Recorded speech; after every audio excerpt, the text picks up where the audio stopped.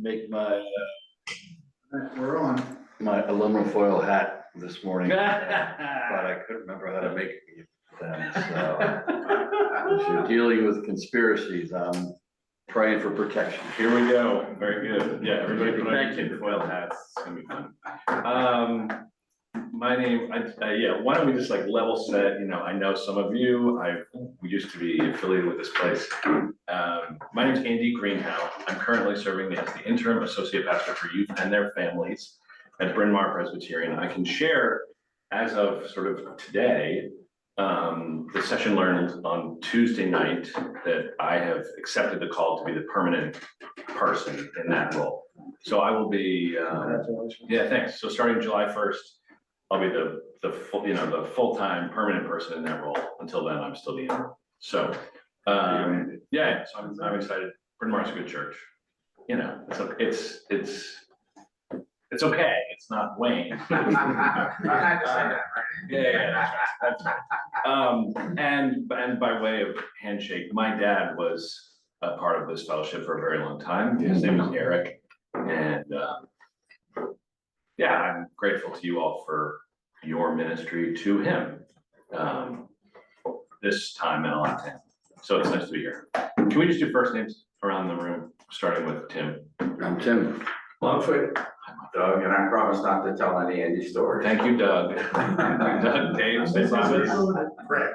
Dave, see you promise. Okay. James. Oh, sorry, Greg, right? James. William. William. Jonathan. Right. Frank. Thank you all very much. Okay, so, oh, and on the screen.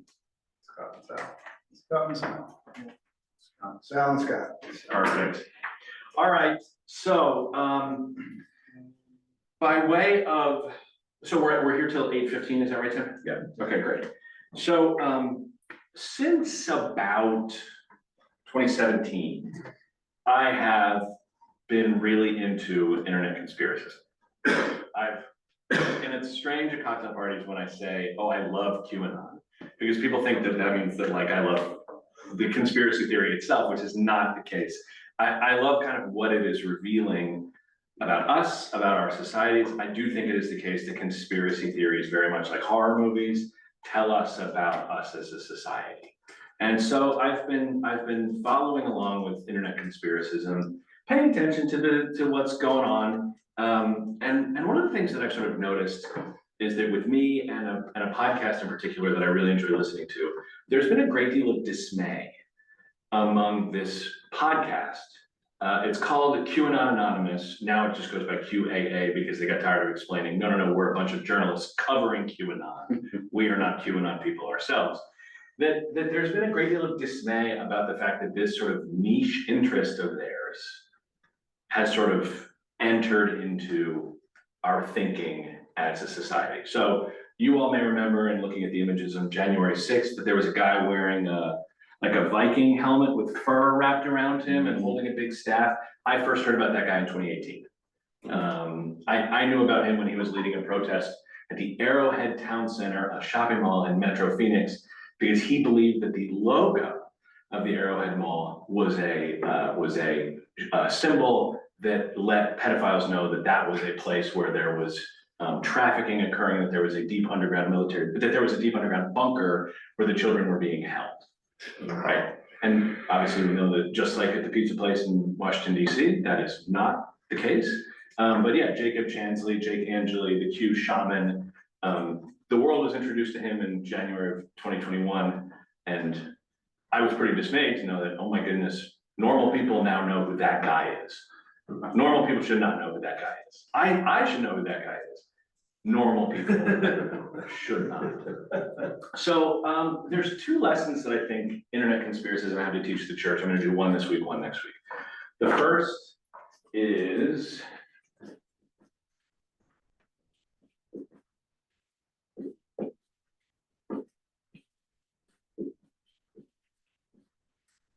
Tim, can you say something? What's that? Say something. I would need to get Say me something to get off the camera so we get it on the Okay. flip chart. people want weird. If I say that, will it get it on the flip chart? No, I said Tim needs to say something. Okay. So people want weird. Did it Still not change? figured it out. All right, well, I will make it so that this is of benefit, but not necessarily essential to the people on screen. So the flip chart says people want weird. That's the first lesson. The next lesson for next week is that people are incredibly lonely. But for the purposes of both of these lessons, what I want to say is that the church has given the world thin gruel in response to these lessons. But why don't we start with people want weird? Let's just start with a baseline understanding of conspiracy theories on the internet. What have you heard? What do you know about internet conspiracism? What are some that you have heard? What are some that you've wondered about? What are the conspiracy theories you know about from the internet? And I'll write them up here. Well, even before the internet, there was flat earthers. Right, we have flat earthers are back. We love that. Flat earth, yeah, what else? Well, it's old, but the theory that John F. Kennedy was killed by a conspiracy group and not just a lone gunman. Right, so we call that the Warren, was it the Warren Commission? Warren, yeah. Yeah, so we've got that, right? And then, of course, we've seen that revisited in recent years with something called the -48 cult, which has been having which a couple years ago had people gathering in Daley Plaza for the anticipated return of John F. Kennedy. Yeah, very, very interesting. We'll talk about that next week. But I haven't heard that one. That's- oh man, -48 is a person who uses a numerology thing called gematria.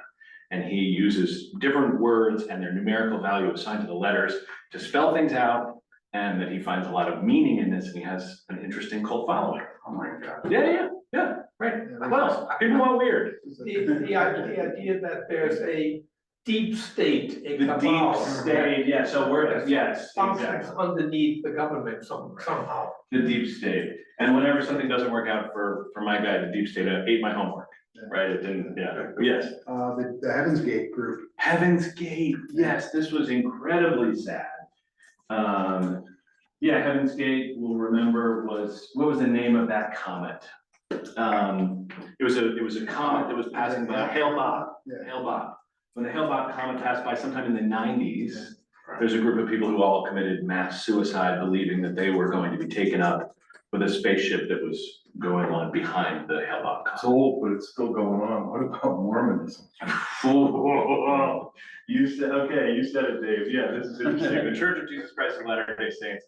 So this is interesting. So you're calling it a conspiracy theory or a cult.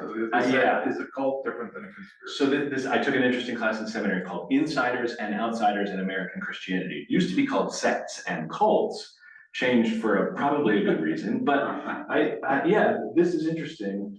I would argue that the reason the LDS Church has been so fully normalized is because they represent pure American civil religion. But if we look a little bit deeper into it, it's like, oh, they actually believe some pretty weird stuff.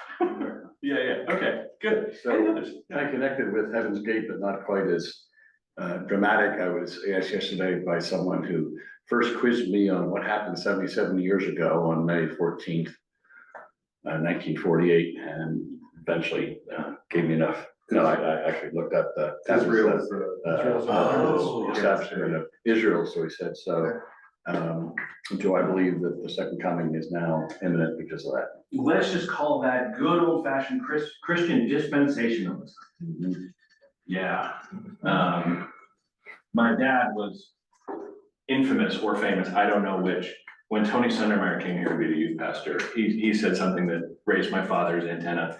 And my dad very directly asked him if he was a dispensationalist, which put him very squarely on Tony's radar for the remainder of his ministry here. I don't think Tony is a dispensationalist, but anyway, yes, the belief that if the Jews all go back to Israel, then we are well positioned to ensure that Jesus will return and usher in the end times, right? So this is the reason at the heart of much evangelical support for the state of Israel is this pretty horrifically anti-Semitic belief, right? That if we get all the Jews in one place, then Jesus will come back and he will convert or kill them, and the rest of us will go up. That's what these people, that's what that is. So if you've ever wondered why evangelicals love Israel so much, it's because of dispensationalism.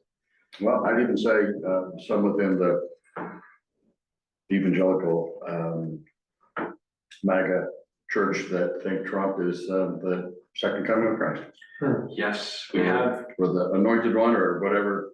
yes, we definitely have sort of Trump as messianic figure. Yeah. Yeah. Yeah, we'll just put messianic figure here. So, I mean, we have, are there any others that are? Yeah, Andy, does McCarthyism qualify?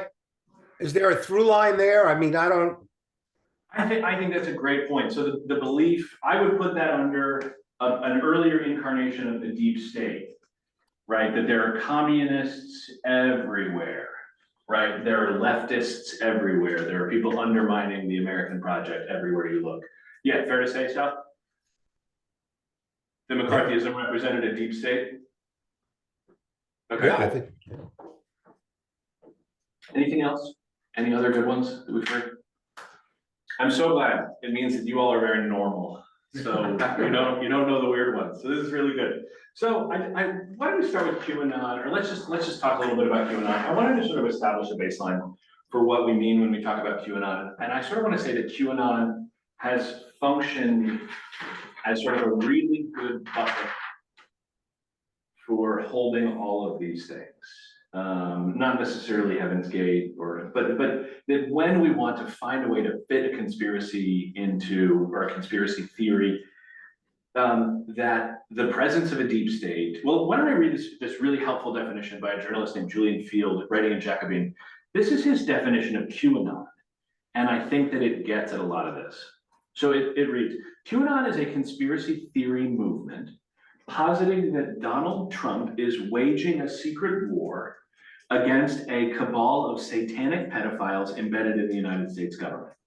Adherents believe that following a great awakening among the population, an event known as the storm is coming. A form of biblical retribution, this storm would see their enemies jailed, tried in military courts, and even executed. So that's a working definition of QAnon that I found pretty concise, pretty helpful. But what it does is it gets at, it challenges our understanding of consensus reality, right? So the Warren Commission gave us a consensus reality about what happened to JFK. But of course, we know that the deep state is a cabal of satanic pedophiles. And of course, they're invested in a lone gunman theory, right? They're holding back the flat earth research. The dispensationalism thing, I think, is running through there where what the belief that Jews need to return to Israel is about bringing about a cataclysmic event, very much like the storm. Yeah, so that's QAnon. But I want to go back, and we have seen that this is a thing that people believe on the internet, and it is a thing that is sort of entering into more mainstream discourse, which worries me. But let's talk about the things that we need to learn, and stop me anywhere along the way with questions or concerns. Yeah. Where do you categorize the current hatred of Jews on campus? Yeah, current hatred of Jews on campus. Number one, I would say number one, that to the extent that there is hatred of Jews on campus, I don't know that I would put that as a conspiracy necessarily. Just pure hatred. Yeah, I mean, yeah. I would say that it's okay to hate again. Meaning, I think that the door, like, we've moved in a direction where it's okay to hate again, and it's okay to racism has really, it was always there, but it's okay now. And I think Just that hating different, instead of by color, it's by religion. And Well, so the color war, that's the only if way. you don't agree with me, you must hate. Yeah. You know, it's, my perspective is that what I've experienced and seen is that the movements on the campuses was not hate against Jews. It's hate and criticism of the state of Israel. yeah. That's a- There's a difference between anti-Semitism, and my daughter works for a family foundation in California that supports Jewish organizations in America and in Israel that work toward justice for the Palestinians. Mhm. They're critical of Benjamin, Yeah. etc., and of what's going on in Gaza, the genocide really of Palestinians there. That's not, so when I've seen demonstrations on college campuses, obviously through the media, and people speaking up for the plight of the Palestinians, they're not Jew haters. I mean, there clearly are anti-Semites around. But as a movement, I don't think that's true. Yeah, I agree with you, and I think that dispensationalism has done us a really bad, has done us a really bad turn here, where what this sort of ideology gives us, yeah. What would be a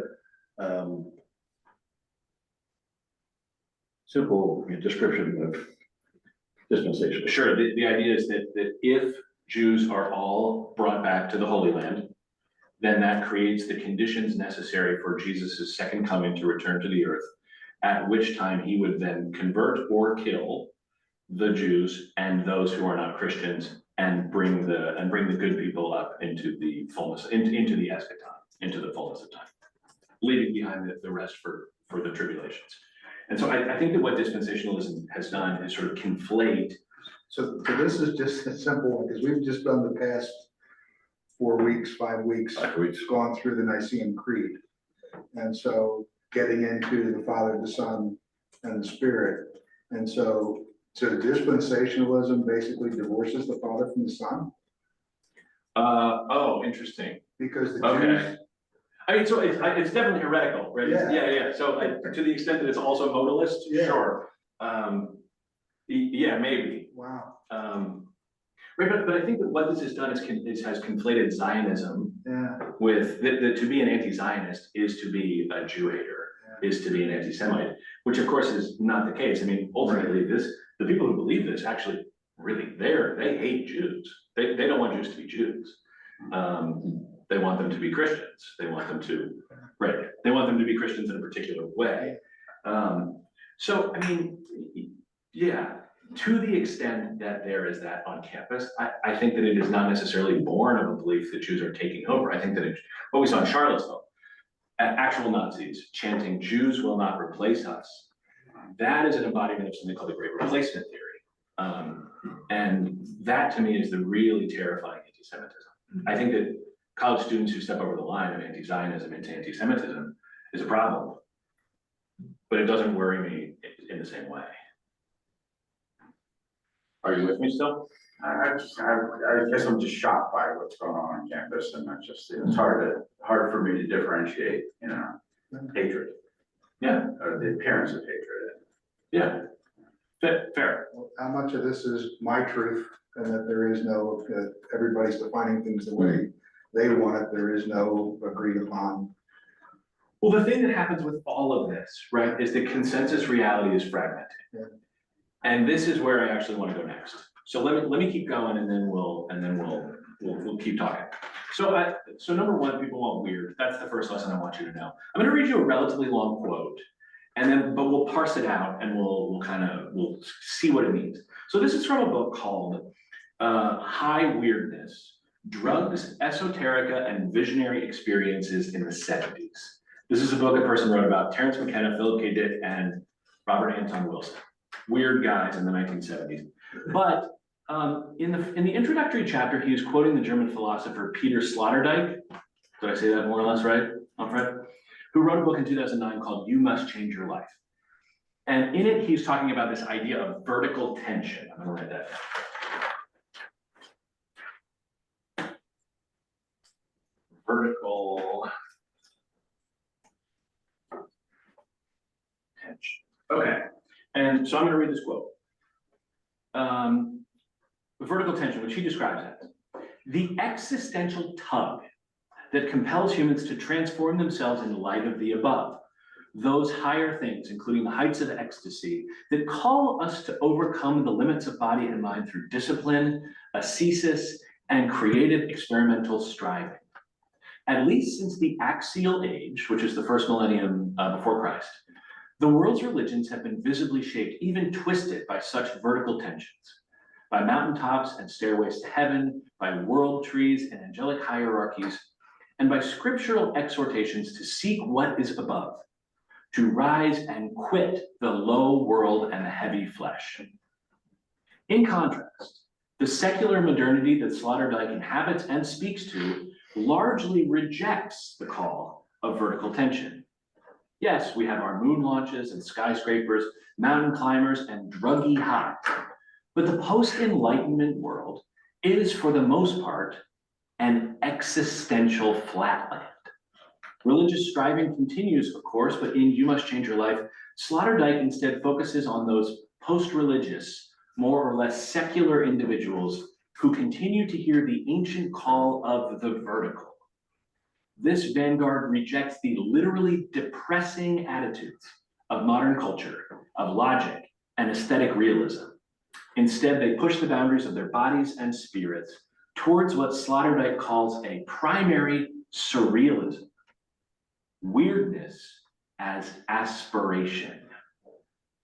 What'd you hear?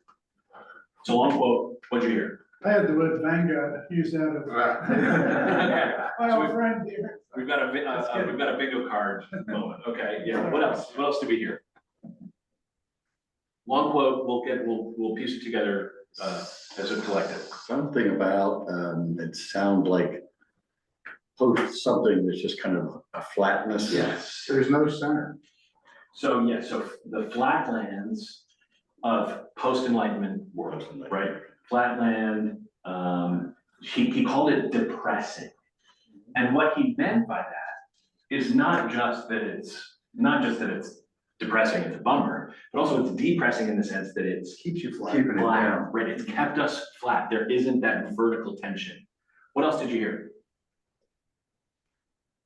That it's innate in us. Right, which is Yeah, innate. this desire to Yes. elevate ourselves. Is that innate or is there one end? Whatever. Innate. To it. Perfect, thank you.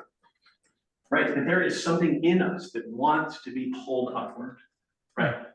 And that we presently in the post-Enlightenment age are living in this sort of flatland, which is depressing and depressing. What else do we hear? And the way to do that back in the 60s and 70s with the drugs and everything is to artificially Yes, create that vertical movement. right.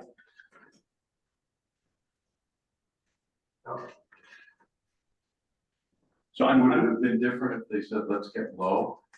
right, exactly. So I've written the appeal of artificial verticality, right? So we built really tall buildings, with we're doing drugs, we're going to the moon, okay, rock climbing, right? We're doing these things. And what this guy Sloterdijk is eventually going to talk about is trapeze artists, right? Literally people who fly through the air, right? But there's an interesting little throwaway line in here that says, religious striving continues, of course, but, blah, blah, blah, blah. Right? So there's something embedded in this paragraph that doesn't really view religion as a plausible source of verticality. Is this similar to what we hear again and again nowadays?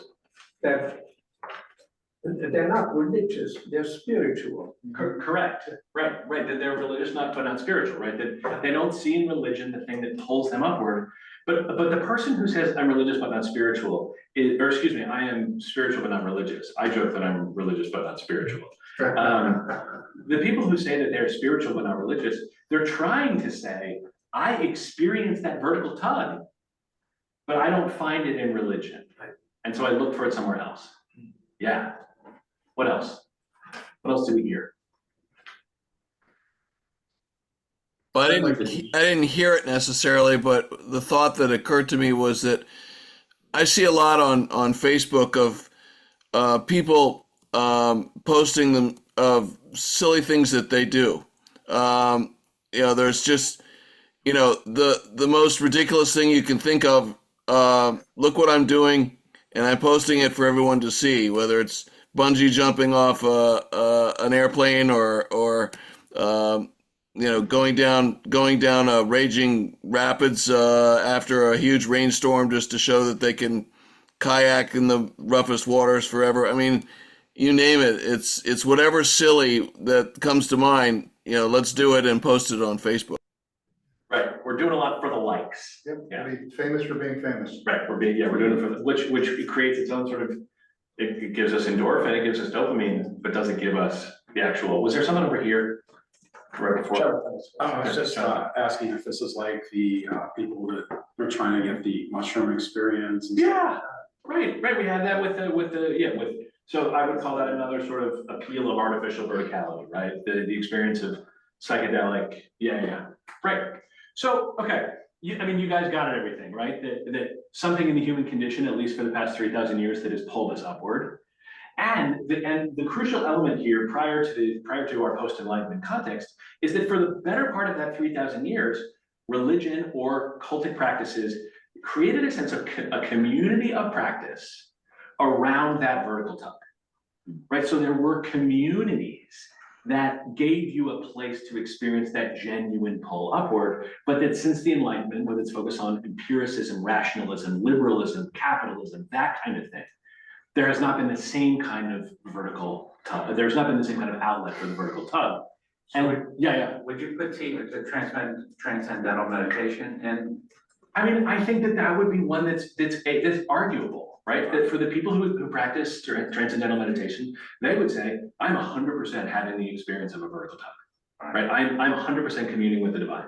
And there are other people who would say like, I don't know, right? But I think that like, I would put it in the category of a thing that is worth doing if it gets you that vertical tug, and if it's done in a community of practice.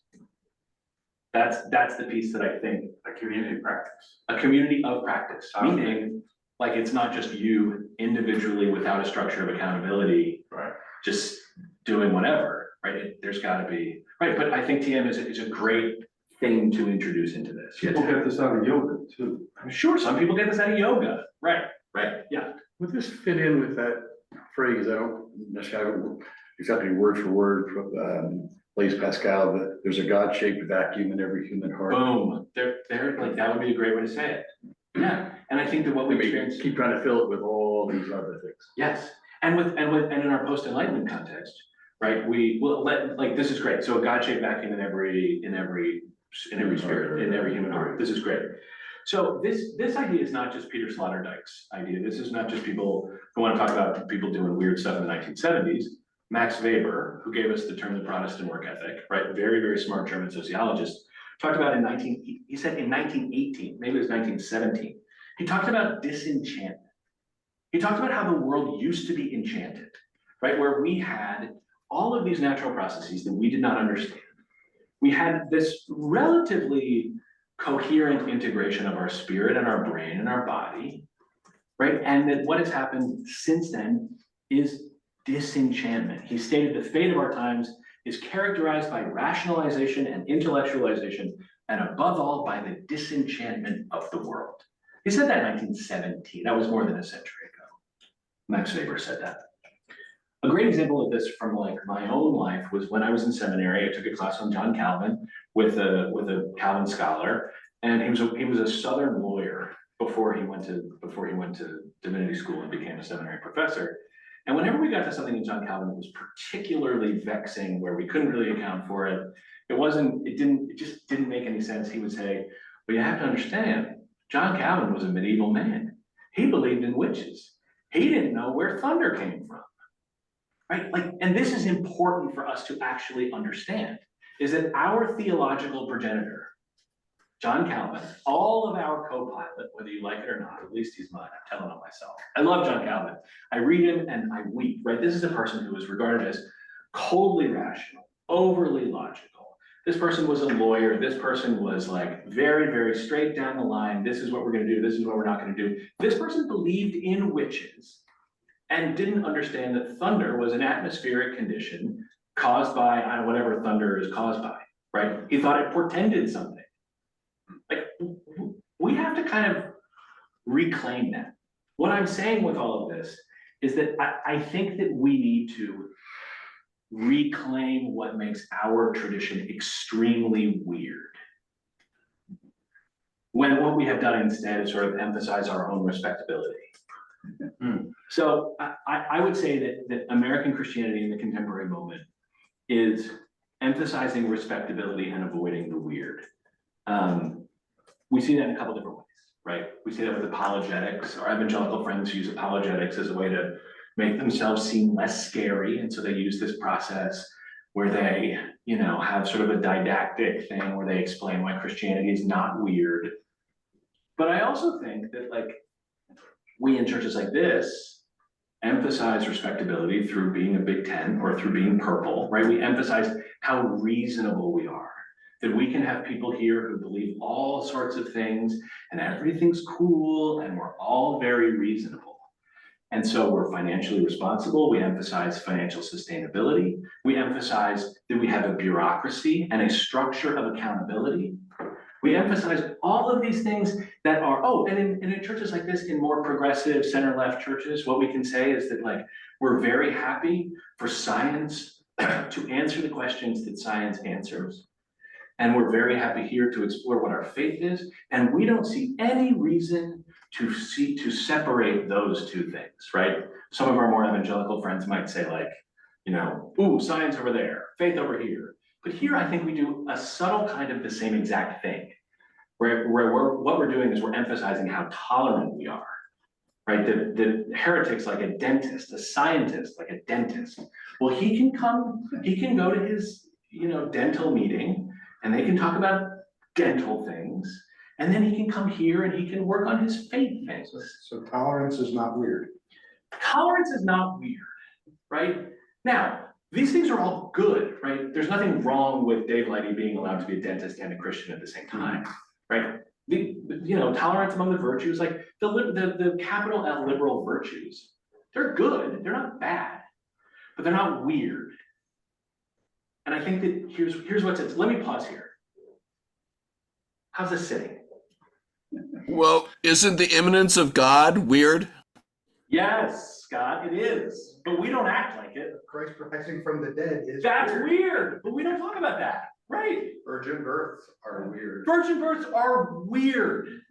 Multiplying fish and bread, walking on water. That's weird. Wine out So of what do water. we do? What do we do with every crappy sermon you've ever heard about the feeding of the 5,000? What did they emphasize, right? That the real miracle is generosity, right? That Jesus, he brought what he had, and that little boy, he brought what he had. And then isn't it miraculous that everybody then brought what they had? And when we all bring what we have, there's more than enough. Bored. I'm bored. That's not weird. Now, it's good. It's good when people bring what they have. It's good when we all bring what we have and we then all together have more than enough. But anybody can make that argument. Any secular humanist can make that argument. Any Methodist can make that argument. But it's not weird. It's not weird. And I want it to be weird. What else? What else can we say? What else is on your mind? I'm bothered by the use of the word weird. Okay. To me, weird gives a crazy aspect to it, Yeah. whereas I look at it more as unexplainable. Now, maybe that's just me toning it down. I think it is, but Weird isn't the word I would use. So Okay. weird has, Unexplainable or miraculous, yes, but that's not appealing to the masses, is what you're saying. weird is disreputable. Okay. So when you think about early Christianity, it was, Okay, yeah, that's good, that helps. because it's an edge that cuts. Yeah. You were talking about, I was a journalist for quite a while, and people always had conspiracy theories about, media or hiding or media or conspiring. I didn't realize we had the deep state with us here today. And I used to say, if you hung around our newsroom for just a little while, you'd figure out we couldn't organize a 2-car funeral, let alone a conspiracy. Right. But, people who aren't part of it, believe, oh, you're all these clever people carrying on some. Right. Because what? People want weird. People want so badly to believe that your newsroom is the place where is the room where it happens, that you were in the smoky room. Yeah. Right? They want the Bond villain. Yes. People want People want that. And it's interesting that the idea of the deep state conspiracy coexists with the idea that government can't do anything right. So wait a minute, very incompetent, but they have this great deep state conspiracy going on, and it reminds me of the newsroom. But what you're describing is kind of a dissonance, right? And so like one of the first people to sort of identify this was a couple sociologists. When prophecy fails. It was about a UFO cult in Illinois in the 1960s, late 50s, early 60s, led by a housewife.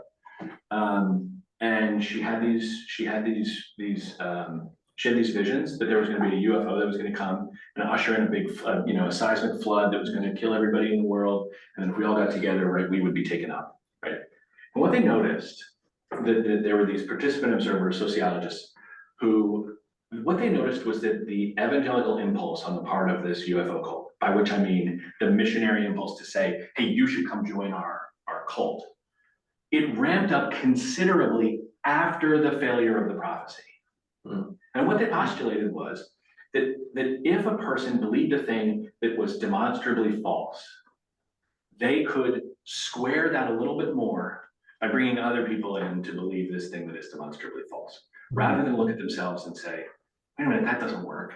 That's false. I believe something false. It's extremely hard for people to do. We'll talk more about that next week. But what they did instead is counterintuitively, that was when people started to say, hey, come join my UFO cult. Because if Frank believes it, then I might not be so silly. So this is just a leap, but when you talked about the stress on the kids. Yeah. And that part of that stress is an inability to admit a mistake. Yeah. For sure. Because they're coached not to admit a mistake because Right. that's failure, you can't fail. And so when you're faced with something that you believe in that failed, you can't admit you made a mistake because you have to double down.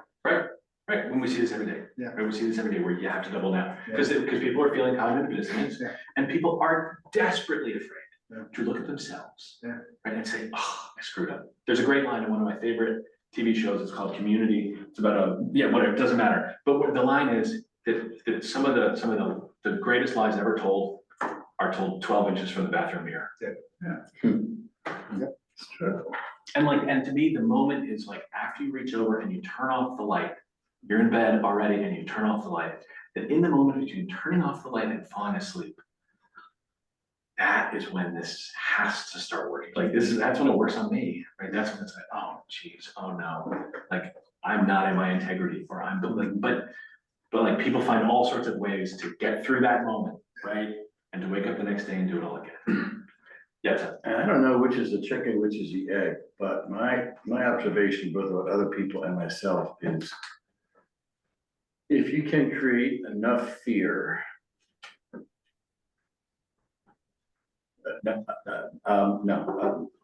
when we experience enough fear, we will believe almost anything. And then whatever we believe usually generates fear, and then we just keep going around that hamster wheel over and over again. But, Sure. When people live in a state of fear, they are much more Malleable. Yeah. Here's why I think the Christian tradition needs to reclaim what makes it weird, right? and reclaim it as weird, not just a little. Yes, Manfred. Needs to reclaim what? What makes it weird is that I believe that part of the reason that I am able to exercise the discernment I exercise in learning a lot about these conspiracy theories is because I already believe in a grand conspiracy narrative about the world. It's the Apostles' Creed, right? Like the gospel of Jesus Christ for me provides a grounding and orienting weirdness that helps me to interpret the world around me. You said two key words, grounding and orienting. Yeah. And I think that's what people are searching for. Yes, but the thing about the gospel of Jesus Christ though, is that it is not consensus reality. Right? It's not, I believe in gravity. It's not, I believe in the passage of time, right? That's like the gospel of Jesus Christ is a non-consensus reality grounding and orienting thing that helps me stave off the other weirdnesses, because then I can be a better discerner of what I see in the world around me by orienting my worldview through the gospel. Consensus reality is malleable, it changes. Yeah, And in non-consensus reality, the resurrection is non-malleable, it doesn't change. right, and how we understand it changes with context. Right, but the historical event of the resurrection, or my belief in it. Yeah. And this is something that I choose to believe. There's a lot of evidence to support that it didn't happen or doesn't happen. The vast majority of the people who have died in this world have not come back to life. In fact, I would say every single one of them, maybe Lazarus and, right? But this is something that I'm choosing to believe because in part, because it serves me extremely well in discerning. But this is what I want to get at, is that people desire weird stuff. People are hardwired to believe in weird things. There is a God-shaped hole in the human heart. And that if we sort of orient our lives around this particular conspiracy, we can stave off those other ones over there. And where the church has gone wrong, I think, is in emphasizing consensus reality, respectability, and this has allowed other things to enter into that God-shaped hole in the human heart that are messed up. Manfred. What's the difference between weird and irrational or non-rational? That's really tough. I think Yeah, partly what Frank said, disruptive. Yeah. That's, you know what? That's the question for the table. Yeah. So, Andy, is Gnosticism a denial of the weird Oh. in your do you framework?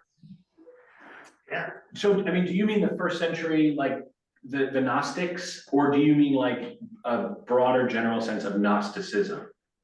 Well, the first century version that has morphed into what we experience today as an avenue for people to be spiritual, but not religious in the denial. I think the idea that an individual or a smaller group of individuals knows something and is certain about it that everyone else is missing can be problematic. And I don't think it's what I'm talking about here when I talk about reclaiming the weirdness of our Christian tradition. Does that answer your question, Sal? I think so. Okay. So I'd love to hear what Ted Bear thinks, the wisest man in the room. Well, my problem was that my Wi-Fi connection was down for the first half hour, and I joined it. I'm trying to run to catch up. A dumb question.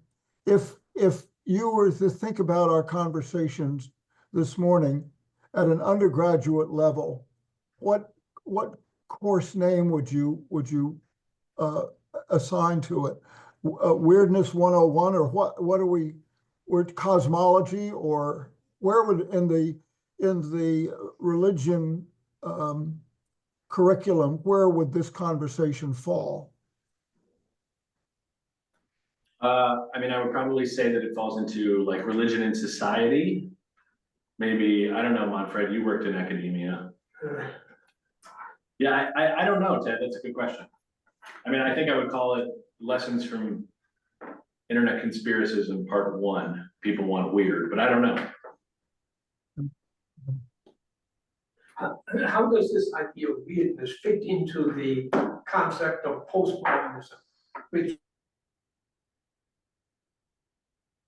rejects that there is a meta-narrative, right, which ultimately explains everything?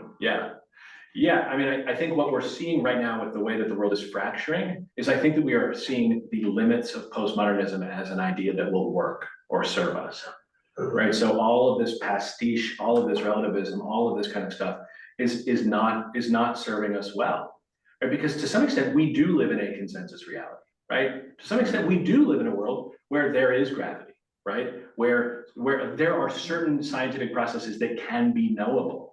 Like, we do live in that kind of world, and we live in a world where there are lots of different ways to the truth, right? But if the people who have a better claim to truth than others do not emphasize that claim, then there will be other things will crowd out the marketplace. And so what I am trying to say is that we are reaching the limits of postmodernism, that we were all very good postmodernists by emphasizing how reasonable we are, how big a tent we have, so that we didn't make anybody feel weird about us. But that as we reach the limits of this idea, we have to reclaim our share of the market as a place that is saying, no, we are making a particular truth claim. We are saying that the life, death, and resurrection of Jesus of Nazareth is the central orienting event of the world. And that is actually weird. Anybody wearing a cross necklace right now? Sal, are you there? Are you wearing a cross necklace? Am I wearing a cross necklace? Yeah. No, I'm not. Yeah. I was counting on you. All right, never mind. See, okay, you need, okay. I mean, basically, a person wearing a cross necklace is wearing a Roman implement of torture around their neck. That's already weird, right? But in addition to that, they're wearing it because they think that this implement of torture tells something about the vast love that the creator of the universe, the wholly other, unknowable, above all genre God, the love that God has for us, that can be embodied in an implement of torture. That's weird. And we take it for granted. So to pick up on Ted's question, I would ask, what's the name of the TED talk that you would like to give? Oh.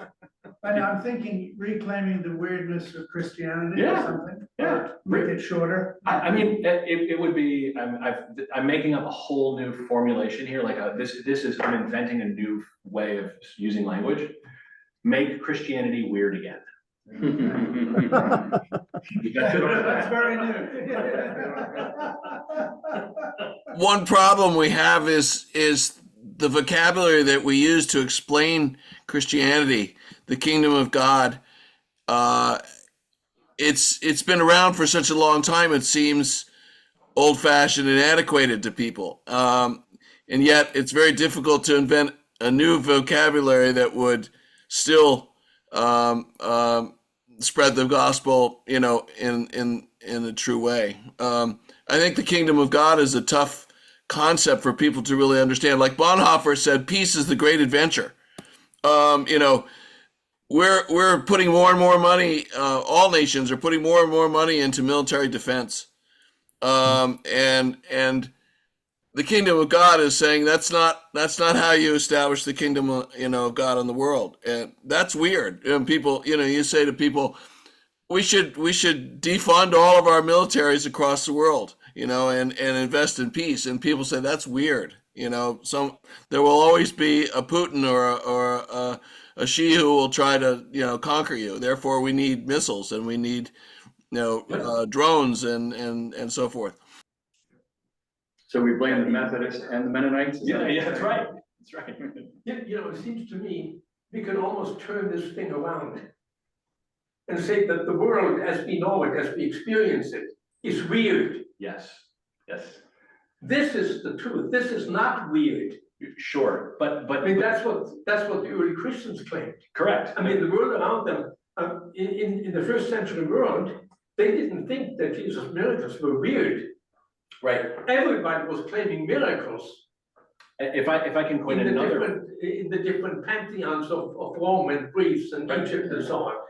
That was weird. Yeah. No, if I can coin another phrase, the cross makes foolish the wisdom of the wise. Right. That's another one I invented. Right. That was Paul. Paul said that. Yeah, I heard that somewhere. Yeah, you heard that somewhere. Right. The cross. So a great example from the early church is that because the early church believed strongly that God came as a human person, human suffering is not a source of amusement. So they didn't go to the gladiatorial games. Right. So they became a part of the gladiatorial games against their will, but they didn't go to the gladiatorial games because if God became a person, then human suffering is anathema. We go watch the NFL, but whenever a person calls us with tickets to watch 22 guys get brain damage, we say, oh, I'm going to that. We have gladiatorial games today. We know what they look like. We know what CTE is. We know what it does to people. And we go there and we buy $12 beers and we love it. That's wrong, right? It's not weird, it's wrong. And us being weird makes it possible to say, you know, I'm not gonna do that. Human suffering is anathema. Good stopping point. Cool. Would you close us in prayer? Sure. Thanks. Gracious and loving God, for this day and for this opportunity to gather together, for this opportunity to wrestle with what you are up to in the world, we give you thanks. We thank you that you have left us with this gospel, that you came into this world, that you are wholly other and wholly unknowable, and yet you disclose yourself to us. We give you thanks that this is weird and that we get to wrestle with it. Send us into this day to love and serve one another and to love and serve you. Amen. Amen.